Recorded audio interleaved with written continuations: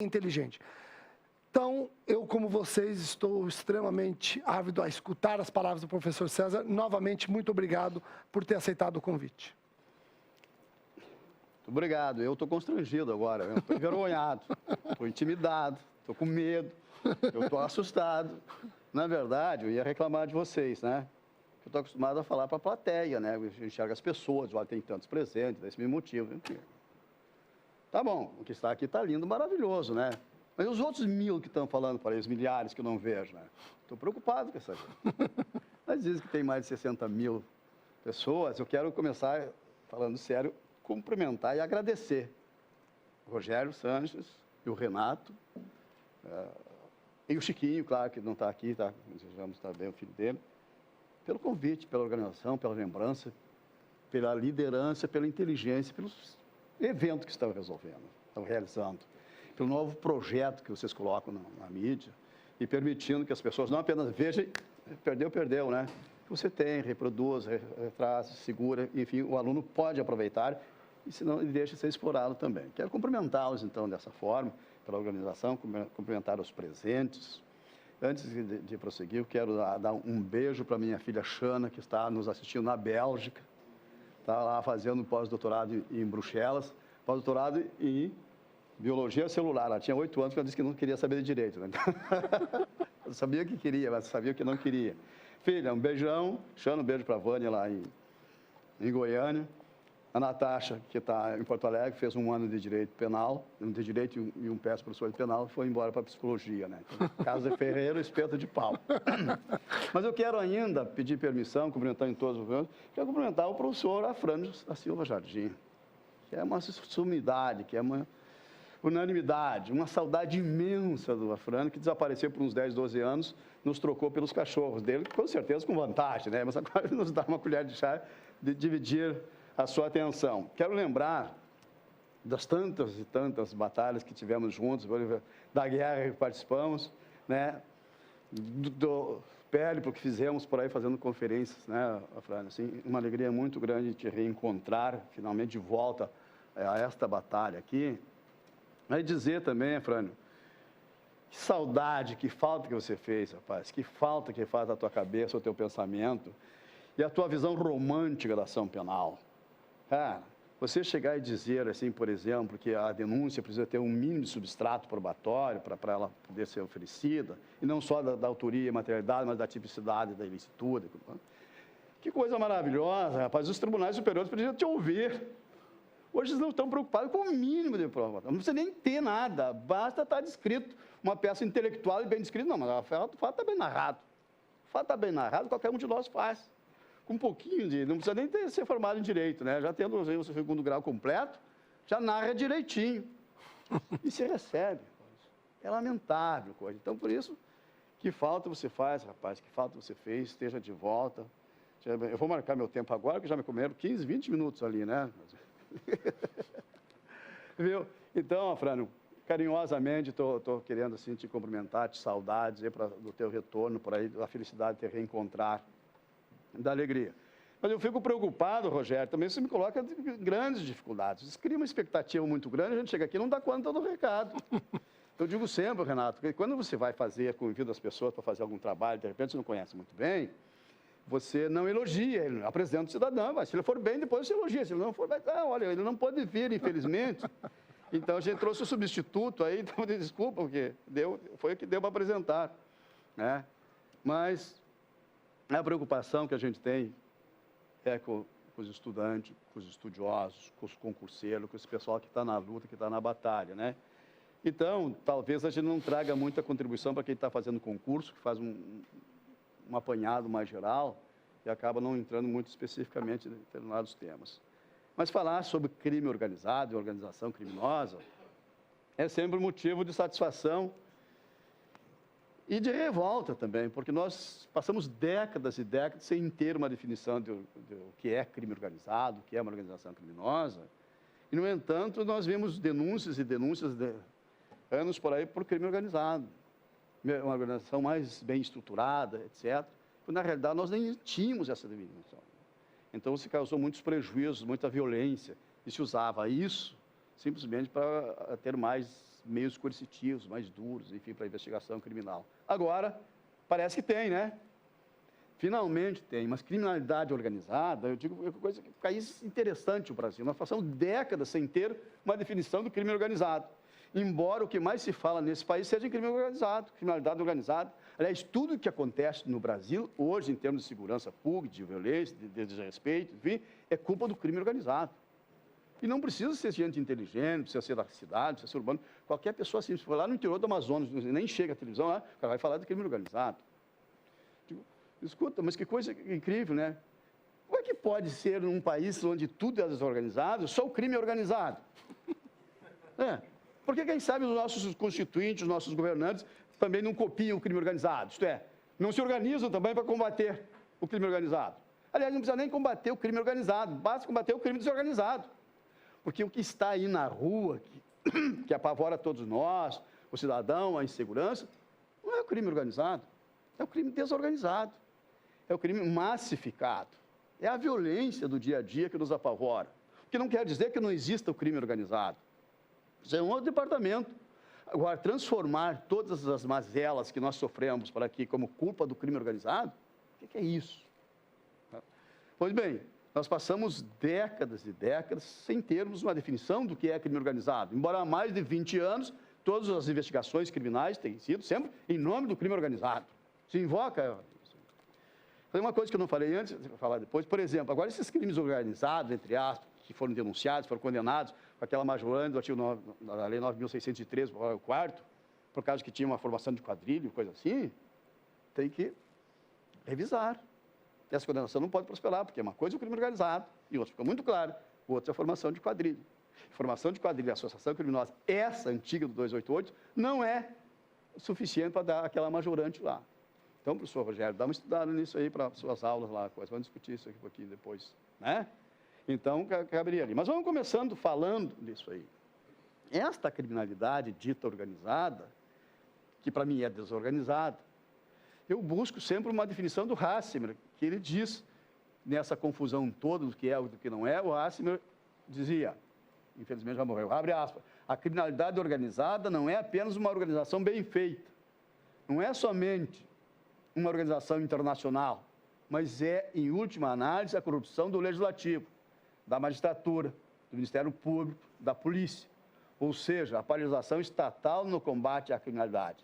Nós conseguimos vencer a máfia russa, a máfia italiana, a máfia chinesa, mas não conseguimos vencer uma justiça que esteja paralisada pela criminalidade organizada, pela corrupção.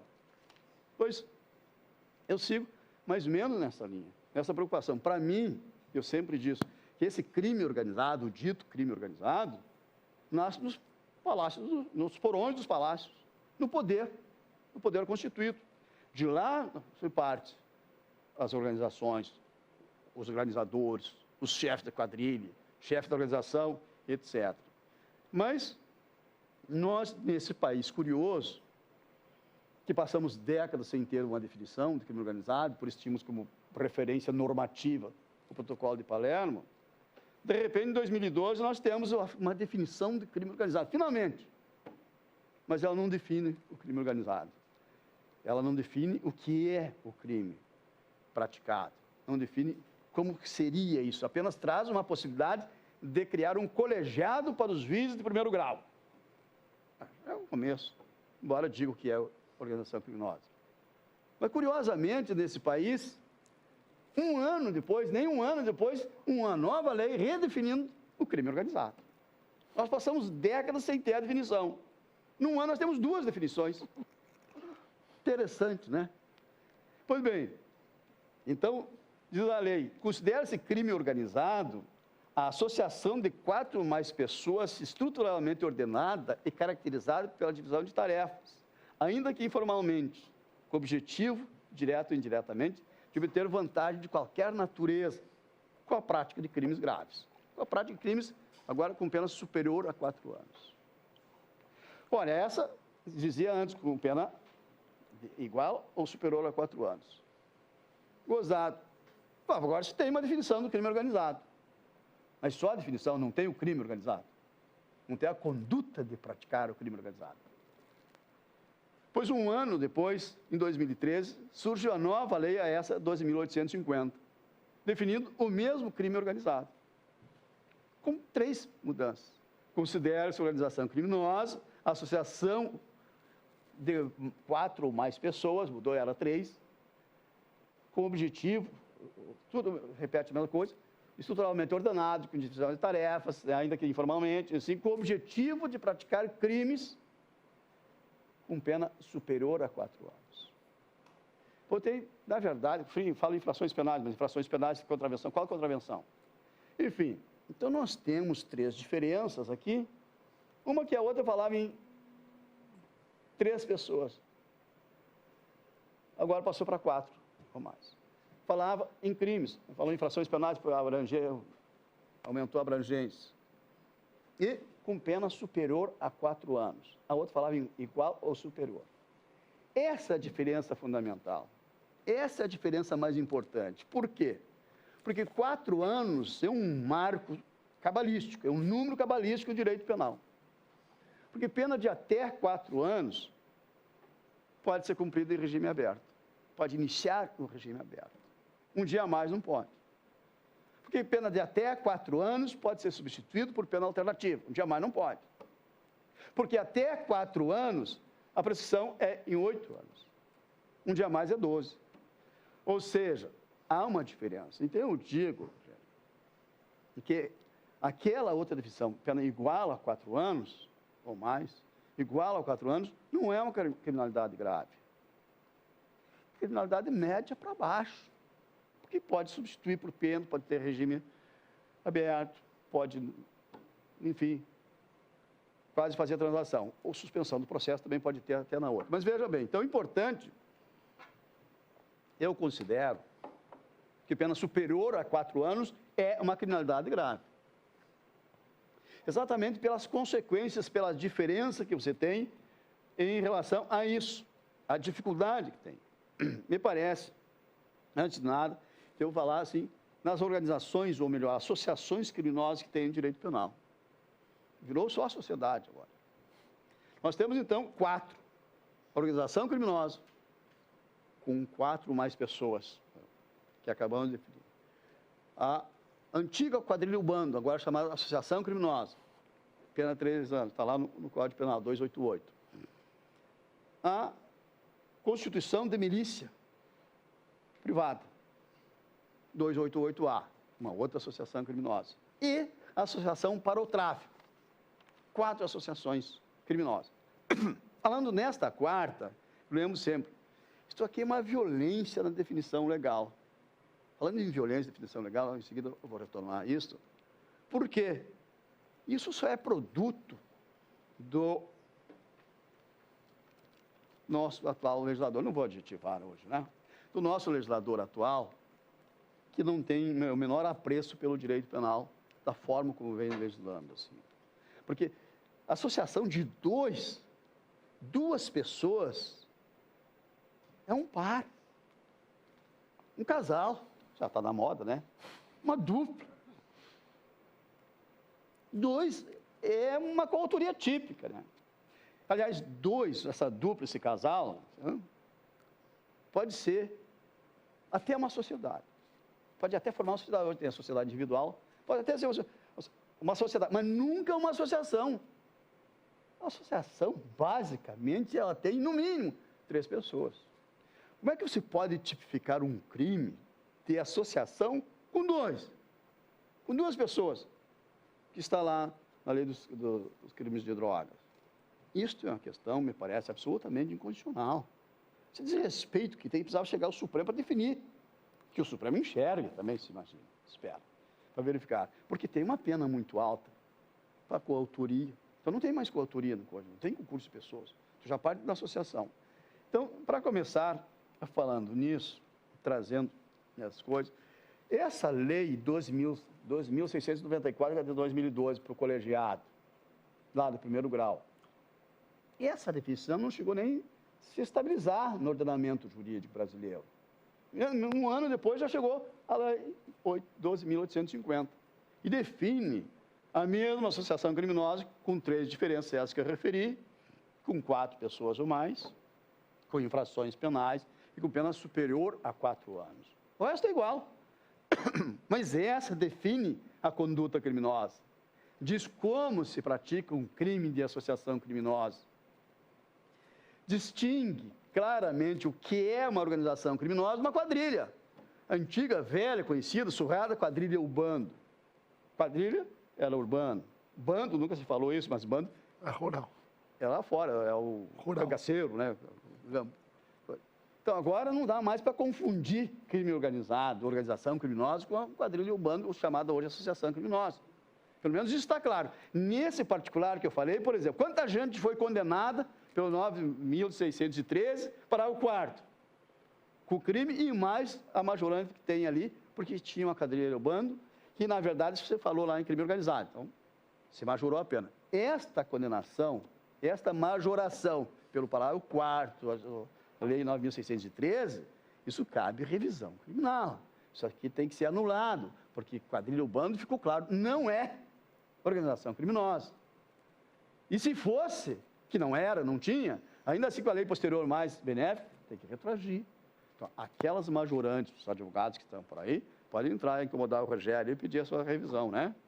Para corrigir, fazer essa correção. Mas, a partir dessas definições, desse trabalho que se começa a fazer, nós lembramos, muito bem, essas dificuldades para você trabalhar com isso.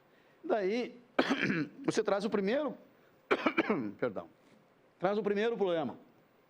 Qual é o conceito que vale? Qual é a lei que está em vigor? É o que eu digo um conflito intertemporal de leis. A Lei 12.694 de 2012, que define o conceito de organização criminosa para efeitos do colegiado do primeiro grau, proteção dos juízes, e a lei posterior de 2013, 12.850, que define a organização criminosa com novos parâmetros, que estabelece crimes praticados pela organização criminosa, dá o procedimento e as formas de investigação, de prova, etc.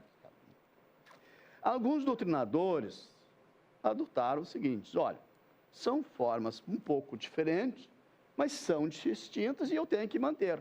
Então, no meu conceito, diz alguns processualistas, tem dois conceitos. Um é esse da Lei 12.694 para o colegiado, que tem que estar em vigor, e outro que é mais grave, a 2.850, com outro parâmetro com pena superior a 4 anos. Fica bem. Na verdade, o Rômulo Monteiro, meu querido amigo, processualista de escola, defendeu essa situação. E eu, examinando isso, digo, eu não posso concordar. Não tem como admitir que, de repente, você tenha, num país tão desorganizado como o nosso, que agora o crime está organizado também, legalmente, definido, pelo menos, que, de repente, você tenha dois conceitos, ou pelo menos duas leis em vigor definindo conceitos diferentes. Como é que eu vou trabalhar, então, com o conceito lá para o colegiado de primeiro grau, com um conceito da Lei 12.694 menor, para investigar um crime que tem um conceito maior da Lei 12.850. Digo com o devido respeito ao Rômulo e os processualistas que o seguiram, é insustentável hermeneuticamente. Eu não tenho como admitir isso aqui. Até porque a lei de introdução lá, no seu código de 1942, diz que lei posterior revoga a anterior expressamente quando assim o declara, ou tacitamente quando com ela for incompatível, o regular inteiramente a matéria. Pois o conceito de organização criminosa foi completamente regulado pela Lei 12.850. Este conceito traz a abrangência, a definição e o crime autônomo que a outra não traz. Então, evidentemente, não é que ela revogou toda a Lei 12.694. Ela revogou o artigo que definiu o conceito de organização criminosa lá na 12.694. Só tem um conceito, essa posterior, 12.694. Não tem como se aplicar os dois lá, mesmo aquela finalidade. Não teria o menor sentido. Por isso, com a vênia devida, eu sustento que a Lei 12.850 revogou o conceito definido na 12.694 de 2012. O resto da lei de procedimento está em vigor, não tem problema nenhum. Agora, não existe dois conceitos legais da mesma coisa, para situações diferentes, mas, de repente, as duas numa só, quando o juiz de primeiro grau tiver que trabalhar lá. Então, Me parece, depois o Rômulo, que é um amigo querido lá de Salvador, ele me mandou uma mensagem: César, eu vi a tua posição e entendi que você tem razão, e levei para o tribunal, ele era procurador-geral adjunto da Bahia, no tribunal, no Ministério Público e na academia, na universidade. Todo mundo concordou contigo, ninguém concordou comigo. Então, só estou te mandando dizer que eu mantenho os dois aqui para referência, para manter a condição. Eu não vi, não acompanhei muito isso, mas eu tenho uma outra questão ainda para falar a respeito dessa situação, que é o seguinte. Como eu falei lá, a Lei 9.613, que é do lavagem de dinheiro, tem um parágrafo 4º, então, trazendo uma causa de aumento, uma majorante, para quando a lavagem de dinheiro for praticada por organização criminosa. Então, esse é o aumento daquilo que eu disse que está revogado lá, que foi aplicado na quadrilha e o bando. Então, nós temos a seguinte situação: como é que fica? Agora eu tenho o crime de organização criminosa, que logo em seguida eu vou falar, e tenho a lavagem de dinheiro com a majorante se for praticado por organização criminosa. Como é que isso aplica? Eu posso condenar alguém, o professor Rogério, promotor de justiça, acusador, eu sou o réu, não você, e como é que fica o indivíduo de uma organização criminosa que pratica, dentre os crimes, lavagem de dinheiro? Ele vai responder pelo crime de organização criminosa, pelo crime de lavagem de dinheiro e pela majorando para o quarto da lavagem de dinheiro, praticada por organização criminosa. Eu não estou questionando. Eu não estou dizendo, não estou afastando a possibilidade de que o autor responda pelo crime de organização criminosa, responda pela lavagem de dinheiro. Ou melhor dito, eu não estou afastando a possibilidade do integrante da organização criminosa não responder pelos crimes praticados pela organização criminosa. Não é isso. Quanto a isso, já deixei claro lá no tratado, outros anos atrás, que os crimes de quadrilha, que é o que existia na época, respondem pela quadrilha e pelos crimes que a quadrilha praticar. Para aqueles indivíduos da quadrilha ou da organização criminosa que praticarem os crimes. Claro, sem problema nenhum. A questão é a organização criminosa, a lavagem de dinheiro e a majorante do parágrafo 4º da lei de lavagem de dinheiro, que manda aumentar de 1 a 2/3 a pena. Então, na minha avaliação, isso seria um bis in idem, não tem como. Me parece que o mais adequado seria o indivíduo da organização criminosa que praticar o crime de lavagem de dinheiro responder pelo crime de lavagem de dinheiro, da Lei 9.613, que tem a pena maior, mais grave, e aplicando a majorante do parágrafo 4º, aumentando a pena, parece que é de 1 a 2/3. Sob pena de incorrer em bis in idem. Agora, eu sei, admito a possibilidade, de argumentando, que se pode fazer diferente, uma outra alternativa. Que o indivíduo, nesse caso, responda pelo crime de organização criminosa, responda pelo crime de lavagem, sem aplicação da majorante. E é essa, seguramente, a orientação que o Ministério Público vai adotar, seguramente, e provavelmente os tribunais também vão. Eu me inclinaria pela primeira hipótese. Só a lavagem com a majorante lá do parágrafo 4º. Mas, enfim, é só uma visão, só trazendo um pouquinho de uma pequena sugestão. Mas, então, esta lei, o tempo passa muito rápido, porque quando a gente fala, o tempo voa. Quando os outros falam, o tempo não passa. E gostar para que o meu relógio corre mais. Né? Mas, de qualquer forma, nós temos que examinar, então, diz o parágrafo 2º dessa lei aqui, a definição de organização, do crime de organização criminosa. Diz promover, constituir, financiar ou integrar pessoalmente ou interposta pessoa, organização criminosa. Vou tirar esse do meio.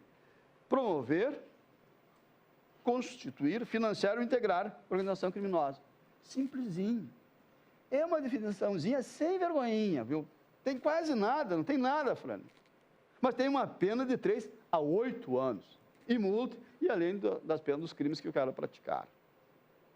Tu olha assim, como é que eu vou interpretar isto aqui? Na verdade, promover, constituir, financiar ou integrar a organização criminosa. Nós temos que fazer alguma coisa para poder interpretar, porque Esta lei traz uma novidade, Rogério. Ela define o conceito de organização criminosa lá num artigo e define o crime da organização criminosa num outro artigo. E como eu trabalho com a tipicidade estrita, fica até complicado, de repente, para explicar, mas eu não posso ignorar, por exemplo, que ela fala promover, instituir, constituir, financiar ou integrar organização criminosa. Então, aquelas elementares constitutivas da definição de organização criminosa precisam ser trabalhadas no conceito do crime de participar de organização criminosa. Tem uma professora do Mato Grosso, Andréa Flores, ela vai adorar que eu falei, ela estava ouvindo. Andréa Flores veio e diz claramente isso, eu preciso integrar os dois tipos penais para examinar. E ela falou, uma lei penal em branco. Não chega a ser tanto assim, mas também serve, né? De qualquer sorte, eu preciso, então, eu tenho as elementares constitutivas do tipo promover, constituir, financiar ou integrar organização criminosa, e tenho as elementares implícitas, que estão na conceituação de organização criminosa. No exame deste tipo penal é que eu preciso examinar as elementares constitutivas da organização criminosa, porque não teria sentido repetir aqui nesse dispositivo as mesmas estruturas que tem lá. Então, seria aquilo que o Luiz Flávio gosta muito de falar, conglobadamente. Eu falo conjugadamente, não gosto dessas linguagens zafaronas, coisa, tipicidade conglobante, mas enfim, né, cada um. Eu, então, tenho que trabalhar com esse tipo de crime. Promover, constituir, financiar ou integrar organização criminosa. Mas eu queria começar falando disso aí, primeiro lembrando os sujeitos da prática do crime de organização criminosa de quadrilha, velha quadrilha e hoje associação. Quem é que pode participar? Claro, nós já sabemos que ficou, então, a associação criminosa para os estudantes, a velha quadrilha se chama associação criminosa, que é praticar crimes, associar-se para a prática de crimes, associar-se com o fim específico de praticar crimes. Agora tem um elemento específico, especial, né, do tipo penal, que é esta finalidade de praticar crimes indeterminados, a gente sabe, 3 pessoas, agora só 3 ou mais, enfim, que não se confunde com a organização criminosa, que é enriquecida de elementos, né, constitutivos. Então, o que a gente precisa verificar? No número desses 3 da associação, no número desses 4 da organização criminosa, a velha doutrina, desde antigamente a clássica, sempre entendeu como, podendo integrar esse número mais de 3, que era antes, hoje 3, na associação criminosa, e mais de 4, hoje na organização criminosa. Então, a velha doutrina sempre entendeu, os tribunais também, que neste número podem participar os inimputáveis. Mas como? Eu nunca concordei com essa ideia. O Código Penal, quando falava lá no 288, mais de 3 pessoas, evidentemente é um Código Penal para imputáveis, para as pessoas responsáveis, porque tem maioridade penal. Os outros, as crianças e adolescentes agora. Os inimputáveis, crianças e adolescentes, laranjas, instrumentos, policial infiltrado, tudo isso não pode fazer parte do número mínimo para mais de 4 pessoas. 4 ou mais pessoas, melhor. Então, isso não é fantasia minha. Eu busco, como autoridade, o maior penalista, estou olhando para baixo, agora, o maior penalista argentino de todos os tempos, para mim, Sebastião Soler. Ele vem e diz, não, na formação de quadrilha deles, que é igual a nossa, diz, não, na composição do número dessas pessoas aqui, só podem participar pessoas capazes, imputáveis. Os inimputáveis têm outra sede. As crianças e adolescentes têm o ECA, em outro lugar. Não se destina a eles, por isso. Essa mentalidade é preciso ser visto e revisto. Então, me parece que, de repente, a gente utiliza, para agravar a situação, uma falácia, que é a maioridade penal, que é essa política idiota de reduzir a maioridade para 16 anos. Quer dizer, porque se argumenta que tem muitos menores sendo cooptados pelos marginais para praticar crimes, então, como tem muito bandido sem vergonha, inteligente e impune, então eles vão punir os menores, porque eles se utilizam dos menores. Que política equivocada é essa? E por que não punir o bandido que usa os menores? Por que não aumentar a pena deles? Por que não criar um crime para quem usa menores para praticar crimes? porque senão nós só vamos ter bandidos mais jovens, ficando mais tempo na prisão, e o lugar de criança, de adolescente, não é na prisão. Mas esse não é o tema, apenas que a ótica está diferente, está equivocada, nós teríamos que partir para uma outra história, para um outro lugar para fazer este exame. Mas o tipo penal, então, é promover, constituir, financiar e integrar pessoalmente por interposta pessoa, organização criminosa. Aumenta esse tempo aí. Pois bem, o que acontece? Então, vou ter que atropelar mais. Não dá para a gente ganhar um tempinho mais aí, então? Pode? Porque não tem canal, não tem esse negócio, deixa você por último, porque fazer o quê, né? Eu não mando lá. Então, vamos ao seguinte. O que acontece? Essa estrutura que eu vou examinar agora, seria para examinar, é pena de 3 a 8 anos. Mas diz promover, constituir, financiar ou integrar organização criminosa, nessa forma, nessa modalidade de pena, nós precisamos, então, examinar as características da organização em si. Eu vou pular isso porque não tenho tempo para ficar examinando mais. Mas, enfim, eu tenho um crime dentro do outro. Porque o parágrafo desse crime, parágrafo 1º do artigo 2º, diz: nas mesmas penas incorre quem impede ou de qualquer forma embaraça a investigação de infração penal que envolve a organização criminosa. Nós temos que participar da organização criminosa, como constituir, integrar, promover, financiar, etc. Esse responde àquela pena de 3 a 8 anos, com aquele conceito da organização criminosa. Tá bom, já acho que 3 a 8 anos é uma pena bastante grave, mas não é o que o pessoal acha, paciência. Agora, incorre na mesma pena quem simplesmente impede ou embaraça, de qualquer forma, investigação da infração penal que envolva a organização criminosa. Aqui nós temos uma divergência, né, Rogério? Tinha, não sei se você mudou, espero que você tenha mudado, me acompanha ou não? Bom, de qualquer sorte, vejam bem. Então, quem impede ou embaraça a investigação que envolva a organização criminosa? Ora, aqui nós temos que começar pelo sujeito ativo. Quem é que pode ser? Para quem é que está destinado esse tipo penal? O que o legislador pensou não me interessa, eu digo sempre. O que ele pensa é até melhor de não saber. Eu quero saber do texto no contexto. Quero saber do texto da lei na estrutura do Estado Democrático de Direito, debaixo de uma Constituição.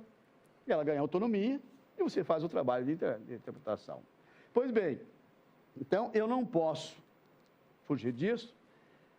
Na realidade, o legislador possivelmente pretendeu punir de novo o investigado. E está errado. Está errado. Para começar, o legislador, vou fazer um parênteses que eu ia falar antes, que é o seguinte: o legislador contemporâneo tem usado e abusado do direito de violar a Constituição. As garantias fundamentais asseguradas na Constituição brasileira têm sido desrespeitadas, a começar pelo outro poder, pelo legislativo. Claro que tem influências de grupos que levam lá os textos e fazem os projetos, mas aqui é um exemplo de como o legislador está tentando burlar as garantias do indivíduo, que tem direito à ampla defesa, de não se autoincriminar, de não produzir prova contra si mesmo, e etc. Então, surgem leis como esta, e tem lá na delação premiada, que agora chamaram bonitinho, colaboração premiada, na marra, que é voluntário, né? Pois bem, então, evidentemente que não pode ser o investigado, o membro da organização, que vai impedir ou embaraçar. Este não comete este crime. Esse já está sendo investigado. Esse tem o direito de se defender. Esse tem o direito de não produzir prova contra si mesmo. Esse tem o direito de não se autoincriminar. Este pode embaraçar a investigação. Esse pode agir para se defender.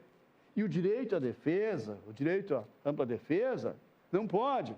Eu, devido ao respeito da Fran, ele acha que às vezes há também abuso de defesa, né, Fran? Esse indivíduo pode se defender. Então, poderá ser sujeito ativo qualquer outra pessoa que tenha interesse ou não na investigação, que tenha interesse ou não no resultado da organização criminosa, mas não o membro que é objeto da investigação. Não é para ele, no mínimo, esse já é um pós-facto impunível. Não tem. Tampouco esse dispositivo se destina ao advogado. Claro que a primeira coisa, não, o advogado, claro. O advogado está no seu munus, privado, que também é público, de assegurar a justiça. Porque é tão bom as pessoas democráticas trocarem as posições. Todo mundo é altamente democrático, até assumir o poder. Assumir o poder, a democracia acabou. A democracia é para outros, para o povão, né? Para nós agora não, a gente decide. Então, muita gente não gosta do advogado na administração da justiça. O advogado atrapalha, ele questiona, ele requer, ele investiga, ele defende, ele brada, vai aos tribunais, tem plateia. Mas se é em contraditório, se é para defesa, não tem como. Então, você precisa respeitar não só o advogado, o direito do cidadão de se defender, de ter defesa técnica, de ter ampla defesa. E não pode suprimir isso. De qualquer forma, então, mas há advogado e advogados. Você não pode ignorar também que, infelizmente, tem advogados que se prestam a virar quadrilheiros, a praticar crimes. Então, que vai além da sua função para o relógio. Vai além da sua função, da sua atividade profissional. Evidentemente, que nesses casos, ele vai responder como tal. Porque ele não está se portando como advogado, está se portando como criminoso, como um delinquente. E delinquente, dura lex, sed lex, com o devido respeito ao devido processo legal, da ampla defesa, do contraditório, etc, etc. Só isso tem que fazer.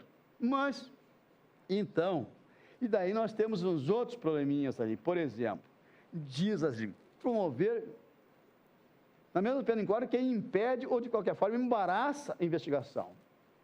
Para mim, faltou alguma coisa aqui. Porque é legítimo, é direito do cidadão, de qualquer um, santinho ou não, santinho também precisa de advogado, nessas circunstâncias, de se defender. É possível que ele tenha que tomar medidas em sua defesa. Então, para mim, me falta aí, por exemplo, incorre na mesma pena quem impede ou embaraça sem justa causa, ou indevidamente. Então, para mim, eu enxergo aqui implicitamente essa circunstância.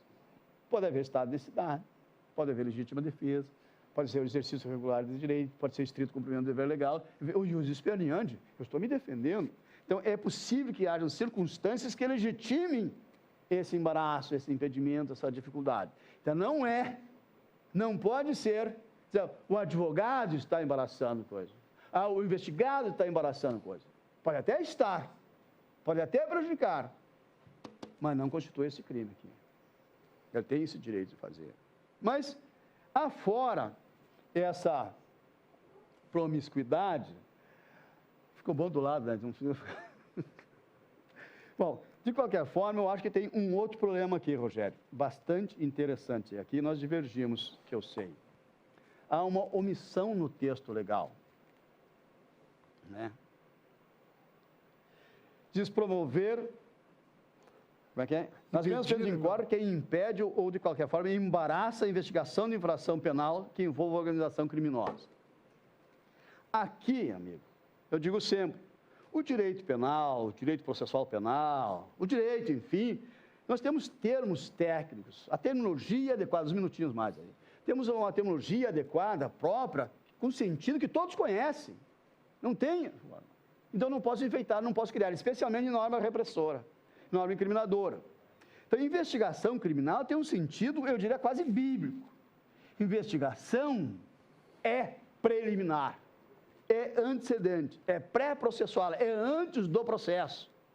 O processo é outra história.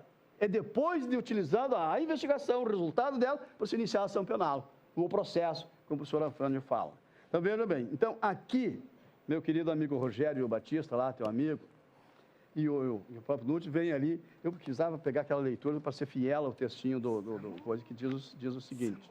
Vem e diz, olha, nessa hipótese, Simone vai ligar. Diz o Rogério, o nosso querido amigo aqui, nessa hipótese, houve uma lacuna, há uma omissão. Não, há uma omissão do legislador, lacuna que, segundo alguns, não pode ser suprida pelo intérprete.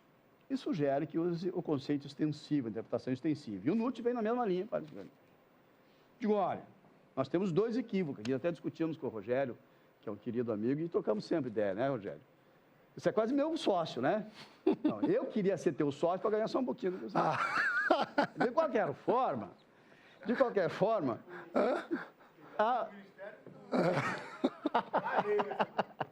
Veja, de qualquer forma, então está escrito ali, vem o Rogério e o colega Batista, vem e diz assim, uma estrutura bem feita, bem escrita, bem elaborada, com assertivas verdadeiras, mas com respostas falsas, equivocadas. Falsas não foi o termo que eu usei.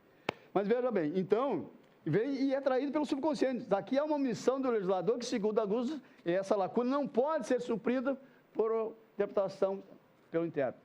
Bom, se é lacuna e se é omissão, está resolvida a questão. Em direito penal e norma incriminadora, eu não posso sequer usar interpretação extensiva. Não posso, não. Teria que ser, mas não é interpretação extensiva. O que o Rogério aqui estaria propondo lá naquele momento, não sei o que ele pensa hoje, e o próprio Nutti veio na mesma linha, dizendo que admite a interpretação extensiva, é um grande equívoco. Ora, interpretação extensiva é uma interpretação para o indivíduo encontrar o verdadeiro sentido da norma, o verdadeiro alcance da lei, para procurar o melhor sentido, a melhor adequação do texto legal, no contexto constitucional. Agora, omissão, lacuna, não se interpreta. Lacuna é a falta de texto legal, é a falta de previsão legal. Essa falta, essa omissão, essa lacuna não pode ser interpretada. A lacuna não é meio de interpretação. A lacuna não é forma para interpretar nada. A lacuna, analogia, diz ela não é analogia, é analogia. Analogia aqui é exatamente para suprir a vontade, suprir o texto que não existe. E essa analogia não pode existir em norma repressadora, em norma incriminadora. Então, querido, no momento que vem dizer, há uma omissão e há uma lacuna, morreu Neves. Se há uma omissão e há uma lacuna, eu não posso interpretar. Eu só interpreto aquilo que existe. Eu interpreto o texto legal. Eu busco o melhor sentido. Na verdade, a interpretação é buscar a vontade, entre aspas, da norma, se é que a norma tem vontade. E a lacuna é exatamente, e a analogia é exatamente para suprir esta vontade. Ela não existe. Então, não poderia trazer por aí. Mas não é possível, né? De repente, a gente vem, o tempo termina, eu reclamo, cobro, mas, enfim, chegou ao fim. Eu quero agradecer a vocês, pedir desculpa pela brincadeira, agradecer a todos vocês, eu fico à disposição, posso levar por doado aqui, quero dar um beijo para minha filha que está lá me assistindo, um beijo para a Vânia, que está em Goiânia, para a Natasha, que está em Porto Alegre, enfim, agradecer a todos vocês pela ouvida. Eu pedi desculpa pelos excessos. Muito obrigado.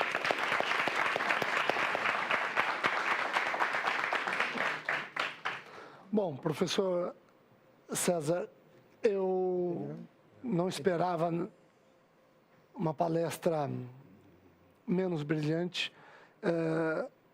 Eu escrevi sobre esse tema, organização criminosa, antes do senhor escrever. E talvez esse tenha sido... Não me sacaneia, não chama. Então vamos lá. E talvez tenha sido esse o meu maior erro. Eu devia ter esperado. Nós trocamos os textos. Isso para mim, mandei para você. Devia ter esperado a sua opinião e depois escrever. Mas eu queria fazer algumas observações bem simples. Primeiro, quando você toca no assunto de crime organizado, fazendo parte do Estado, me lembra quando eu estava na faculdade e os professores falavam que o crime organizado, e o Flávio Cardoso escreve muito isso também, que o crime organizado é um Estado paralelo. A gente já escutou isso, né? E antes fosse um Estado paralelo, porque ele jamais cruzaria com o Estado. Não teria problema. Na verdade, o crime organizado ele existe porque ele não é paralelo. Ele tem um ponto de intersecção com o Estado e é o que alimenta, é a fonte de alimentação da organização criminosa. Segunda coisa, e aqui eu refleti de acordo com a sua crítica e vou aprofundá-la, aprofundar a sua crítica, acho interessante, quando fala da associação criminosa do artigo 35 da Lei de Drogas, e compara essa associação criminosa com as demais, e chega à conclusão que a única que chama de associação, que na verdade é um casal, nós podemos ir além, podemos lembrar da associação criminosa que existe na Lei 7.170 de 83, que também fala de mais de 2, 3 ou mais. Podemos lembrar da associação criminosa da Lei de Genocídio, que exige um número plural de pessoas, e a única associação criminosa etiquetada como crime hediondo. Bom, e aí eu quero apenas fazer uma pergunta. Pega leve. Não, essa pergunta foi feita até por um professor nosso, Renato Brasileiro, e quando eu escrevi sobre o artigo 2º, parágrafo 1º, nas mesmas penas incorre quem impede ou embaraça a organização criminosa, eu, como você, cheguei à conclusão que esse alguém que impede ou embaraça a organização criminosa não pode ser um membro da organização criminosa, porque, invariavelmente, eu, como promotor, ia denunciar um membro de uma organização criminosa pelos 2 crimes. O artigo 2º do caput, constituir organização criminosa, e o parágrafo 1º, por impedir ou embaraçar. E eu digo isso por quê? Porque qualquer organização criminosa, para existir, ela exige atos de impedimento e embaraço de investigação. Basta nós lembrarmos uma organização criminosa que resolva trocar chips de celulares todas as semanas para que não seja interceptado. Então, eles teriam que ser denunciados pelo artigo 2º, parágrafo 1º. Mas eu cheguei nessa conclusão também, cheguei na conclusão de que ele não pode ser obrigado a produzir prova contra si mesmo. Agora, vem um argumento, eu digo que ele é interessante, porque é sedutor, não que me seduziu, mas é interessante, que ele diz, espera aí, Rogério, quando se diz que ninguém é obrigado a produzir prova contra si mesmo, você não pode obrigar uma pessoa a agir contra si mesmo. Ele tem o direito de se omitir. A partir do momento que ele age, aí é uma fraude processual. E é essa fraude processual que o artigo 2º, parágrafo 1º, quer punir. E lembraram até do caso Nardoni, que o casal Nardoni foi condenado, além do homicídio, pela fraude processual. E eu não acho que é um exemplo interessante, porque o casal Nardoni, se for denunciado por estupro, seria condenado por estupro também. Né? Esse casal estava condenado a todos os crimes que constassem da denúncia. Eu queria saber a sua opinião, então, como rebater essa tese de que o direito de não produzir prova contra si mesmo dá o direito a se omitir, mas a partir do momento que existe atos, comissão, aí pode responder pelo comportamento. Me pergunta de novo, só uma omissão que eu falei. Assim, quando eu estou falando dessa interpretação de investigação aqui da ação penal, que eu pulei muito rapidamente, eu falei, é que eles estão querendo transportar para o processo judicial. Então, o pessoal estava interpretando e dizendo, não, essa investigação é também no processo judicial. Não, a investigação tem um limite, é pré-processual, então no processo judicial é outro, seria outro crime, seria uma outra fonte. Então, com essa interpretação extensiva, estão querendo trazer, eles, o NUT estava lá, tu repensaste, né? Trazer para o crime lá no processo judicial. Não, mas se pode, o menos, se é crime no menos que a investigação, o crime tem que ser no mais, mas isso poderia ter que ser, mas não é, não está na lei, eu não posso criar como intérprete, não posso fazer essa aplicação. Em relação a isso, é muito interessante, né? É isso que eu digo, assim, o legislador está se especializando em violentar as garantias fundamentais. Quer dizer, eu tenho esses direitos, a Constituição está lá, mas vou criando lei, e criando negócios que não tem como se mexer. Então, agora criar uma figura de defesa passiva. Ah, tu tem ampla defesa, mas não pode se mexer. Tu não pode fazer nada. Tu não é obrigado a produzir prova contra você, mas não posso me defender, não posso agir. A defesa, amigo, é ampla. E eu não fico na defesa só rebatendo. Só quem rebate é tenista. Só quem rebate é tenista. Ora, se eu vou defender, até a melhor defesa é o ataque. Não é isso? Até em futebol. Se você ficar só rebatendo, vai perder, vai levar. Então, é absolutamente equivocado. Eu acho que isso aí é só uma visão de acusador. A defesa, não é? Só não pode produzir prova contra si mesmo. Não, eu tenho o direito de me defender dos ataques. Eu tenho o direito de me defender das acusações. Ainda mais que as acusações vêm sem prova, sem substrato mínimo. Nem de autoria, de coisa, muito menos de ilicitude, tipicidade, coisa que o Flávio falou. Então, essas agressões do Estado, eu falo Estado, não falo Ministério Público simplesmente, falo do Estado, porque hoje está muito difícil você descobrir quem é juiz, quem é acusador. Está tão difícil que é uma disputa entre promotor e juiz. Você não sabe quem é que julga, quem é que acusa. De repente, o Ministério Público cresceu tanto, ficou tão poderoso, que o Judiciário se encolheu. O Judiciário já recuou, está na parede. Eu acho importantíssimo que a instituição tenha crescido assim, que tenha, mas precisa melhor organização, precisa melhor consciência, precisa melhor formalização. Por exemplo, as investigações que se faz sempre para cá, tem que fazer. Acho que o Ministério Público tem o direito de investigar com lei. A lei tem que dizer onde, quando e como. E mais, não posso abrir expediente assim, eu preciso ter uma forma também do Estado, do Judiciário, que tem de distribuir.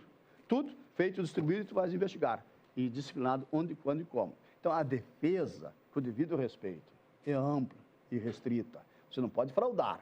Fraude é crime. Tem que estar escrito que é crime. Não isso. Fraude processual está lá no Código Penal, não.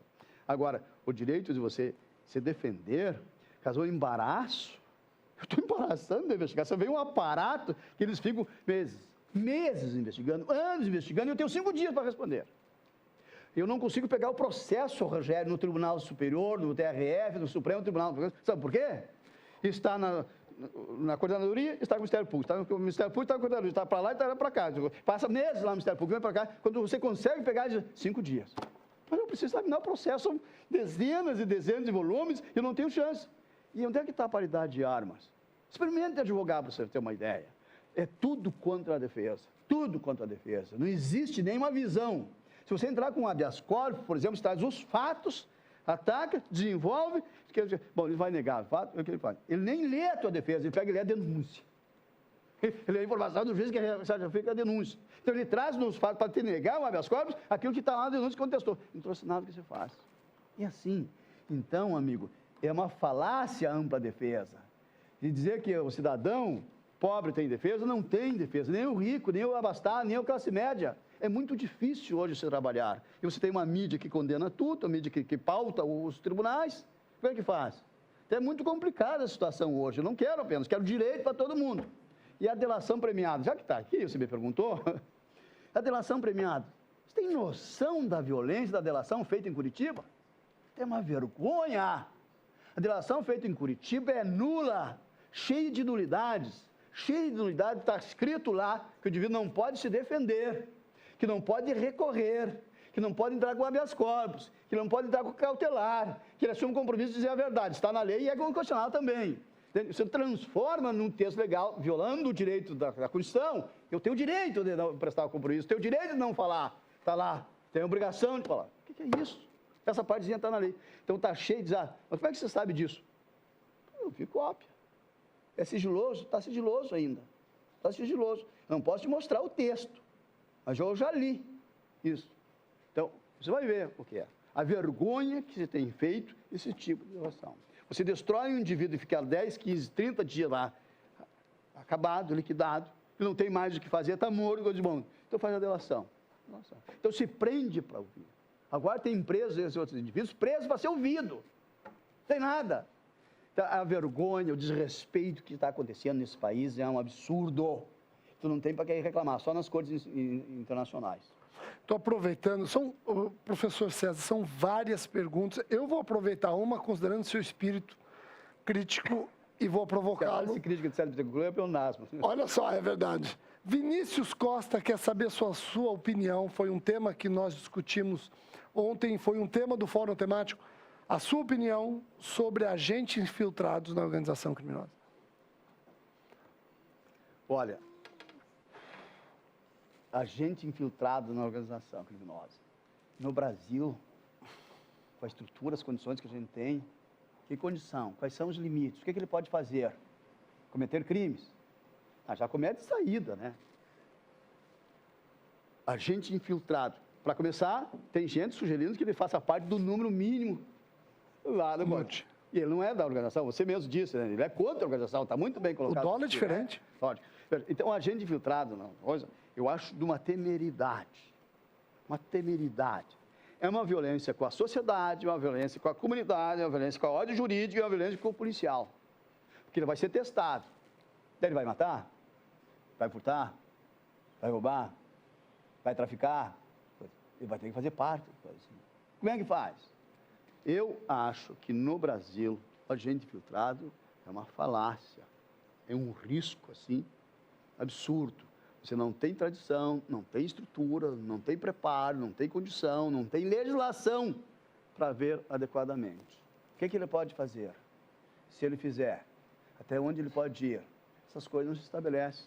Então você importa institutos absolutamente inaplicáveis para nós. A delação premiada hoje, eufemisticamente chamada de colaboração premiada, que chegou para ficar, você falou antes em ética, está falando em ética? Ética, que ética? Como é que eu posso admitir que o indivíduo, que o Estado use o indivíduo, que o autor participe da coisa, para dedurar o amigo? O Estado não é bandido. O Estado não tem o direito de usar as mesmas armas do bandido, porque bandido ele não é. Não deveria ser. Não posso usar os mesmos recursos. Então, eu, pessoalmente, sou radicalmente contra o Instituto em si, mas ele está aí, ele existe, e ele ficou melhor do que era antes, que não tinha nada previsto a respeito, pelo menos agora tem alguma coisa. Só que estão abusando demais, está indo longe demais. O que foi feito, isso vai publicar, porque no momento que for recebida a denúncia, ele é público, e vai ter que vir, e você não pode se defender, pode nada. Então, vamos ver as barbaridades que existem por aí a respeito disso. Qual foi a pergunta mesmo que tinha feito? Do agente infiltrado, só até tá. o aluno está provocando uma questão, César, que foi debate de 40 minutos. E ele quer a sua opinião como advogado. Quem é, cara? Vinícius Costa. Ah, não. Eu não tenho a cidade. Então, eu vou direto para a prática. Tá. O doutor César Bittencourt é advogado de um membro de organização criminosa, foi denunciado por isso e crimes correlatos, e tem um relatório de um agente infiltrado assinado como agente alfa.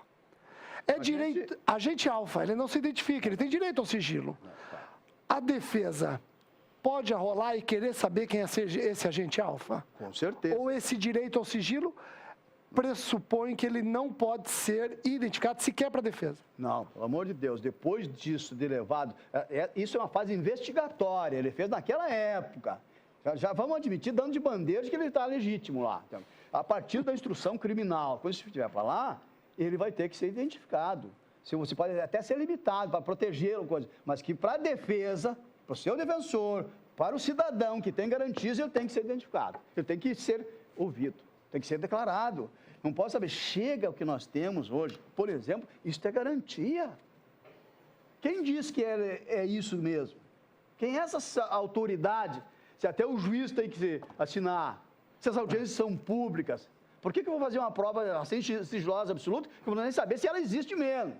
Se esse tal alfa é da Terra, se é um terráqueo, se foi produzido, o que é isso? Né? Chega o que nós temos hoje, que é o maior juiz, o juiz infalível, incontestável, irrecorrível que a gente tem aqui, sabe quem é? Quem são? A imprensa. Não é nem a imprensa, essa também é o agente da autoridade policial, o técnico, o assistente lá da inteligência, que dá a informação, que faz a degravação, que traz aquilo. Isso lá é feito. Então, aquela informação, a inteligência informou tal coisa.